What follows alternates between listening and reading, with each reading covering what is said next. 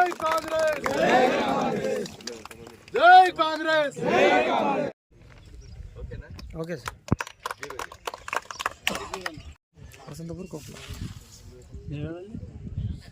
అయిపోయింది ఫస్ట్ ఆడింది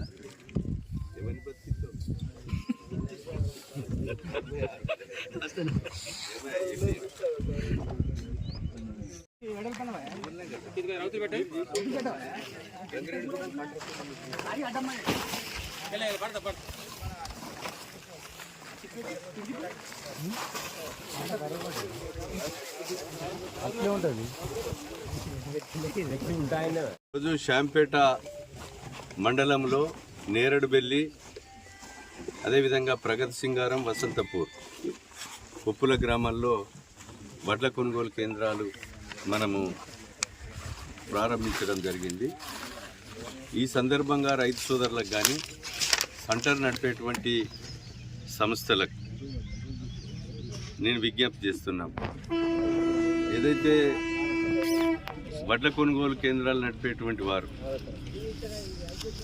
గౌరవ ముఖ్యమంత్రి రేవంత్ రెడ్డి గారు, సివిల్ సప్లై శాఖ మంత్రివర్యులు ఉత్తమ్ కుమార్ రెడ్డి గారు వారు పెట్టినటువంటి నియమ నిబంధనలు తూచా తప్పకుండా అమలు చేయాలి. అమలు చేయకపోతే ఈ ప్రభుత్వం కఠినమైన చర్యలు కూడా తీసుకోవడం జరుగుతుంది. ఒకటే కోరుతున్నాం, ఈరోజు ఆర్పిఎం వరికోత మిషన్ వారు 18 నుంచి 20 నంబర్ మీద పెట్టి B2 A1 పెట్టి బ్లోయర్ ఆన్లో ఉండాలి. ఉంటే తాల్ రాదు.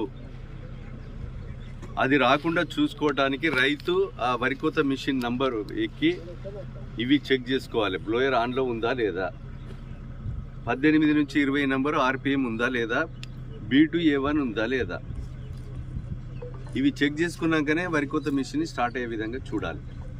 ఎందుకంటే వాడు 15 నంబర్ మీద పెట్టి కొడతా అంటాడు, 20 నంబర్ పెడితే వడ్లు పోతాయి అంటాడు. వడ్లు పోతాయనంటే శాస్త్రజ్ఞులు, సైంటిస్టులు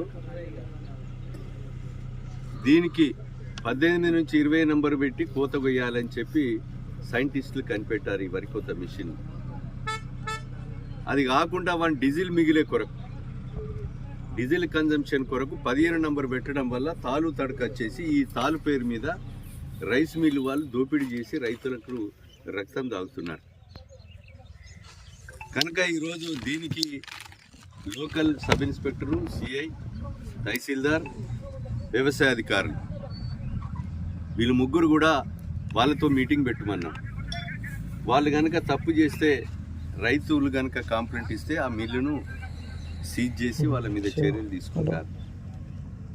తేమ శాతం 17 ఉండాలి. ఎందుకంటే ఇప్పుడు చలికాలమే కనుక ఎండలు ఉన్నాయి, తేమ శాతం ఉంటుంది.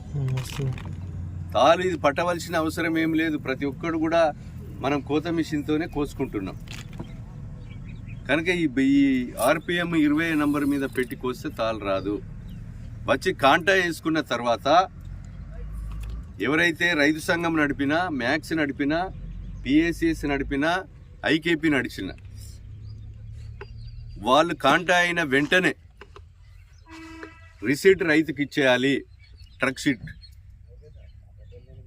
బుక్కులకు వెళ్ళి రిసీట్ కాంటా ఎంత అయితే జోకి అంత రిసీట్ ఇచ్చేస్తే రైతు ఇంటికి వెళ్ళిపోవాలి. రైతు వడ్లు పోయేదాకా ఇడుండుడో లేకపోతే మిల్లుకు పోయేదాకా మిల్లు దగ్గర చుట్టూ తిరగడమో రైతుకు సంబంధం లేదు. ఆ మిల్లోడేమన్నా కిలో 2 కిలోలు కట్ చేసుకున్నా ఈ సెంటర్ నడిపే వాళ్ళే బాధ్యత వహించాలి.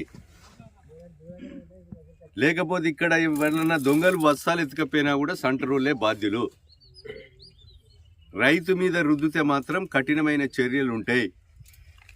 ఇది DCO నుంచి ఇప్పుడు ఎవరో అధికారి వచ్చారు, DM సివిల్ సప్లై ఉన్నాడు.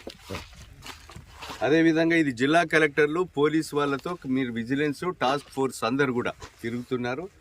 తహసీల్దార్ తిరుగుతాడు, MRO MPDO తిరుగుతారు, పోలీస్ కూడా తిరుగుతుంది, వ్యవసాయ అధికారులు కూడా తిరుగుతారు. దీంట్లో ఏమాత్రం తేడా వచ్చినా కమలాపూర్ రైస్ మిల్లోనికి ఏ గతి పట్టిందో ఆ గతి పడుతుంది. తప్పు చేసినోని ఎవరిని వదిలేది లేదు. కనుక దీన్ని అన్నీ కూడా నియమ నిబంధనలు పాటించాలని నేను కోరుతున్నా.